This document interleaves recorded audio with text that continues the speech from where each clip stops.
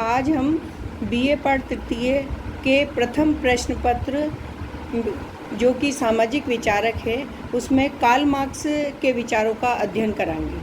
समाजशास्त्री चिंतन के विकास को समझने के लिए एक व्यवस्थित दृष्टिकोण की आवश्यकता है। समाजशास्त्रीय चिंतन का परिप्रेक्ष्य बहुत व्यापक है तथा विभिन्न समाजशास्त्रियों ने अपने चिंतन के द्वारा समाजशास्त्रीय परंपराओं को समृद्ध बनाने में सराहनीय योगदान किया है। समाजशास्त्रीय चिंतन की शास्त्रीय परंपरा का संबंध उन विचारकों से है जिन्होंने फ्रांस की क्रांति तथा इंग्लैंड की औद्योगिक क्रांति के फलस्वरूप उत्पन्न होने वाली नई दशाओं के बीच एक ऐसे नए विज्ञान को विकसित करने की आवश्यकता महसूस की जिसके द्वारा सामाजिक संबंधों तथा सामाजिक संरचना से संबंधित प्रक्रियाओं का वैज्ञानिक दृष्टिकोण के आधार पर उन्हें समझा जा सके। समाजशास्त्र को एक वस्तुनिष्ठ विज्ञान बनाने के रूप में विकसित करने के लिए जिन महत्वपूर्ण अवधारणा और सिद्धांतों का विकास हुआ, शास्त्रीय परंपरा के अंतर्गत उनका संबंध मुख्य रूप से विश्व प्रसिद्ध विचारक कार्ल मार्क्स, इमानुएल दुर्खिम तथा मैक्स वेबर का नाम लिया जाता है।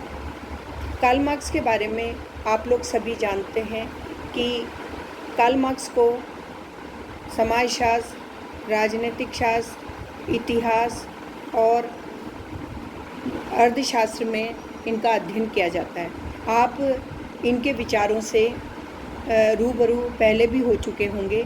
यहाँ पर हम उनके विचारों को जिस परिप्रेक्ष्य में अध्ययन करेंगे वो परिप्रेक्ष्य हमारा समाजशास्त्री होगा।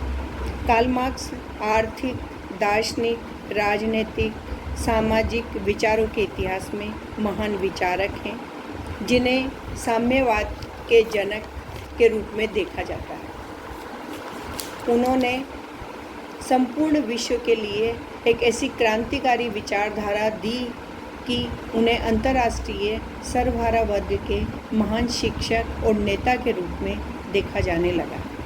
मार्क्स गरीबों, श्रमिकों और शोषित वर्गों के एक बौद्धिक मसीहा बन गए। इन्होंने सर्वहारा और शोषित व्यक्तियों को ये संदेश दिया कि वह संगठित होकर ही सामाजिक और आर्थिक विषमताओं को दूर करके अपने लिए एक वर्ग रहित समाज की स्थापना कर सकते हैं। मार्क्स ने अपने विचारों को कई रचनाओं और कृतियों के माध्यम से विश्व को अपना योगदान दिया।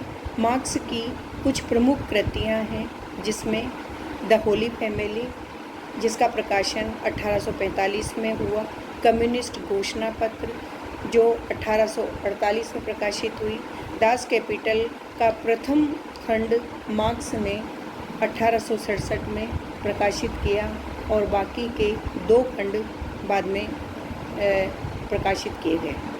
The class struggle in France, ये भी मार्क्स की एक महत्वपूर्ण रचना के रूप में जानी जाती है। मार्क्स के विचारक के रूप में विश्व विख्यात होने के साथ साथ एक बहुत बड़े अर्थशास्त्री भी रहे हैं। यहाँ पर हम मार्क्स के कुछ विचारधाराओं को विस्तृत रूप से अध्ययन करेंगे। धन्यवाद।